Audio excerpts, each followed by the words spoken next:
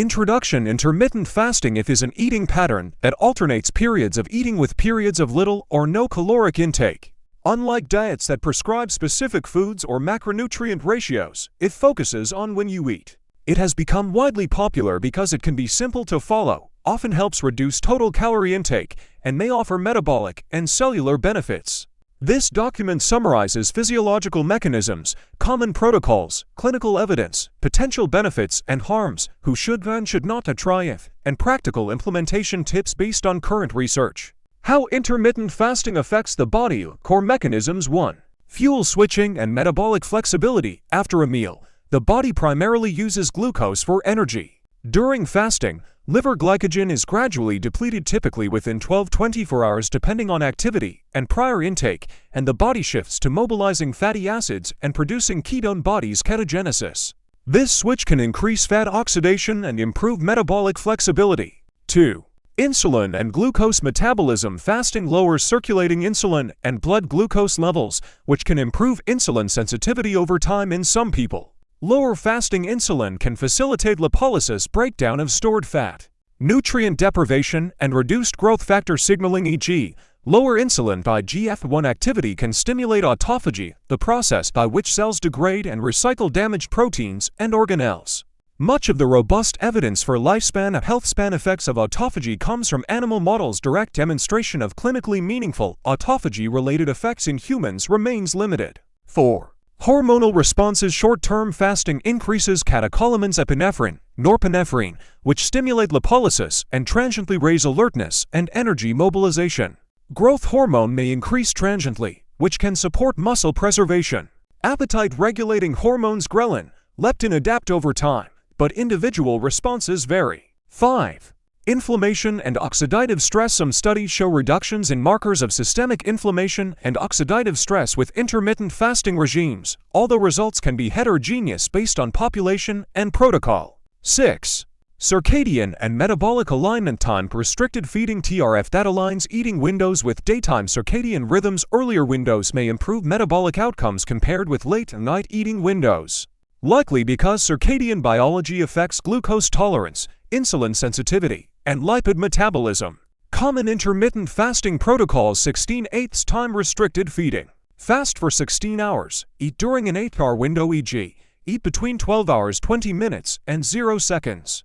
Very popular and often sustainable. 14/10. Fast 14 hours. Eat during 10 hours. A gentler beginner option.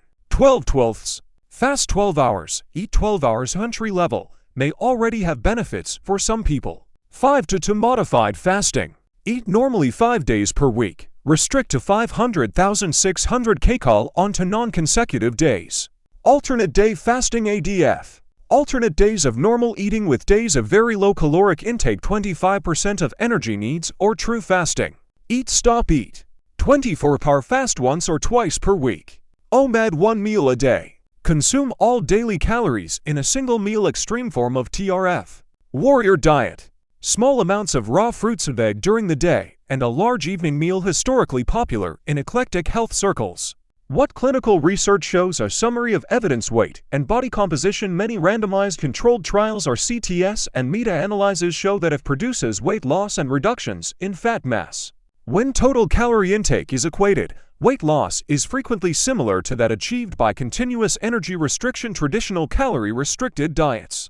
Some studies report modestly greater fat loss or retention of lean mass with certain if protocols when combined with resistance training and adequate protein, but results are not universal. Metabolic health. Insulin, glucose, lipids if often reduces fasting insulin and can improve insulin sensitivity in some populations, especially overweight obese individuals. Effects on fasting. Glucose are more variable. Benefits tend to be more evident in insulin-resistant individuals than in healthy people. Lipid changes are mixed. Some studies report reductions in triglycerides and LDL cholesterol and improvements in HDL, while others show minimal effects. Blood pressure reductions have been observed in some trials. Small trials show potential benefits for glycemic control, but if in people taking glucose-lowering medications, especially insulin or sulfonylureas, requires careful medical supervision to avoid hypoglycemia. It should be individualized and monitored in these patients. Autophagy Aging and longevity animal studies mice, worms, yeast consistently show lifespan extension and health span benefits from various forms of caloric restriction and intermittent fasting, and they indicate activation of autophagy and stress response pathways. In humans, direct evidence that if meaningfully extends lifespan is lacking. Biomarkers consistent with improved cellular repair e.g. some autophagy markers have been reported in short-term studies, but we need long-term clinical endpoints. Cognition and mood preliminary studies show mixed effects. Some report improved attention and mood, others find no change or transient irritability, hunger during adaptation. There is interest in neuroprotective mechanisms, ketone production, reduced inflammation, but robust clinical evidence is limited. Comparisons with continuous calorie restriction when calorie intake is matched, if typically yields similar weight loss to continuous calorie restriction. Potential advantages of if include greater simplicity and better adherence for some people, but not everyone finds if easier. Differences in metabolic markers may favor if in some studies, but heterogeneity in protocols and populations makes generalization difficult. Who may benefit from intermittent fasting? Overweight or obese adults seeking weight loss who prefer eating time structure over continuous calorie counting. People aiming to improve insulin sensitivity or reduce fasting insulin, often overweight to insulin-resistant individuals. Individuals who find time-restricted feeding fits their lifestyle, e.g., skip breakfast naturally, prefer larger midday evening meals. People combining if with resistance training and sufficient protein may preserve lean mass while losing fat. Who should avoid or take special precautions? Pregnant or breastfeeding women. If is not recommended because nutritional needs are increased and steady energy, nutrient intake supports fetal or infant health. Individuals with current or past eating disorders, anorexia nervosa, bulimia nervosa, binge eating disorder. If may trigger disordered eating patterns. People with type 1 diabetes or those on insulin or insulin secretagogues. High risk of hypoglycemia if only under strict medical supervision and frequent glucose monitoring. Children, adolescents, and young adults in growth phases. Typically not recommended except under medical supervision for specific conditions. People with certain chronic medical conditions, e.g., advanced liver disease, unstable cardiovascular disease, should consult a clinician. People who must maintain stable energy for work safety, e.g., heavy machinery operators, pilots may not tolerate long fasting windows. Potential harms and side effects short-term. Hunger, irritability, headaches, lightheadedness, concentration difficulties, low energy most pronounced during initial adaptation. Disordered eating risk. If can, in susceptible people, promote restrictive behaviors or binge eating during feeding windows. Sleep disruption. Early evidence shows possible sleep disturbance or changes in sleep architecture if eating windows are poorly timed. Nutrient deficiencies. Extreme fasting patterns or very small eating windows may make it difficult to meet protein, vitamin, and mineral needs. Female reproductive hormones. Some studies indicate that extreme energy restriction or prolonged fasting may alter menstrual cycles or cause amenorrhea in susceptible women. More research is needed, but caution is warranted. Athletic performance. Endurance and high-intensity performance may be impaired if training is done in a fasted state without adaptation. Adaptations vary by athlete and sport. Practical, evidence-informed implementation tips. 1.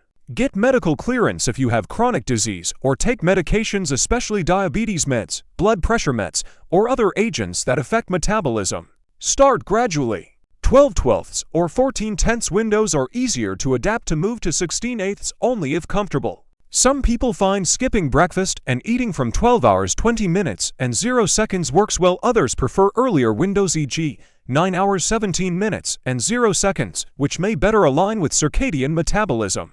3. Hydration and non-caloric beverages. Water, black coffee, plain tea, and other non-caloric drinks are permitted during fasts. These help reduce hunger and maintain hydration. Be mindful of caffeine intake if sensitive. 4. Quality of food matters. If is not a license to eat junk during the feeding window. Prioritize adequate protein to protect muscle, vegetables, whole grains, healthy fats, and micronutrient-dense foods. 5. Protein targets.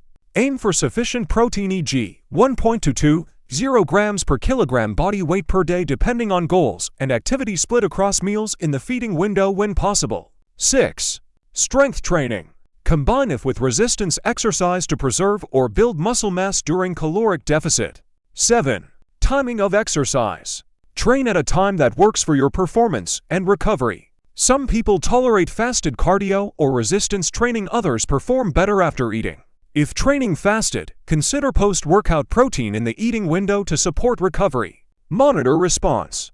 Track energy, mood, sleep, menstrual cycle for women, cognitive function, and for people with diabetes, a continuous or frequent glucose monitoring during initial phases is crucial. 10. Avoid compensatory overeating. Monitor portion sizes and avoid binging during eating windows. It works best when it reduces overall caloric intake or improves diet quality. 11. Be flexible. If you experience persistent adverse effects, dizziness, fainting, mood deterioration, amenorrhea, declining performance, stop it and consult a clinician. Common practical schedules and sample day 16/8 example typical 16/8. Stop eating at 8 p.m. fast overnight and into the morning, first meal noon, final meal by 8 p.m. Sample 16/8 day. 11:30 a black coffee or tea, 12 o'clock a lunch. Grilled salmon, quinoa, mixed salad 16 o'clock a snack. Greek yogurt with berries and nuts 19 o'clock a dinner. Chicken stir fry with vegetables and brown rice, drink water throughout day. For 5 to 2. Two non-consecutive days might include 500,600 kcal, small dinner, and a light breakfast, while other days follow usual intake. Special considerations for women. Women may be more sensitive to energy restriction and fasting. Some clinical reports and small trials indicate that aggressive fasting can disrupt menstrual cycles or alter reproductive hormones for some women. Start conservatively 12/12 or 14/10. Monitor menstrual regularity, mood, and energy. If menstrual irregularities or other adverse symptoms occur, stop it and seek medical advice. Consider aligning more moderate with phases of the menstrual cycle if needed, and prioritize nutrient density and adequate protein. Practical notes for people with diabetes: do not start if without consulting your treating clinician. Dosing adjustments for insulin or insulin secretagogues may be necessary. Hypoglycemia risk is higher during prolonged fasting. Frequent blood glucose testing and a clear plan for symptom recognition and treatment are essential. What we still do not know: to research gaps, long-term cardiovascular and mortality outcomes. Few large-scale, long-duration RCTs with hard clinical endpoints, heart attack, stroke, mortality exist. Optimal protocols by population. Which if regimen is best for older adults, women of reproductive age, athletes, or people with different chronic diseases remains incompletely defined. Individual variability. Predictors of who will benefit most from if genetic, gut microbiome, chronotype need more research. Bottom line conclusions: intermittent fasting is an effective, evidence-supported tool for many people to lose body weight and fat and to improve certain metabolic markers, notably fasting insulin. When total calories are matched, it often produces similar weight loss outcomes to continuous calorie restriction, but it may be easier to adhere to for some individuals because it requires less constant food tracking. It is not a universal panacea. Individual responses vary. Potential harms exist for certain groups: pregnant and breastfeeding women, people with eating disorders, those on insulin. And some of the most exciting mechanistic claims: autophagy, longevity, are supported mainly by preclinical data. Personalization and medical oversight matter. Start conservatively, prioritize diet quality, maintain hydration and protein, combine it with resistance training if preserving muscle is a goal. And consult healthcare professionals if you have medical conditions or take medications.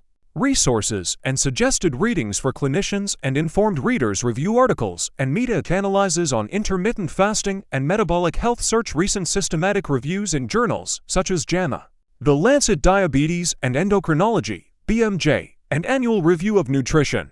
Professional Society Guidance on Nutrition and Weight Management, e.g., American Diabetes Association position statements regarding nutrition therapy. For practical how-tos and safety considerations, consult registered dietitians and relevant clinical guideline documents.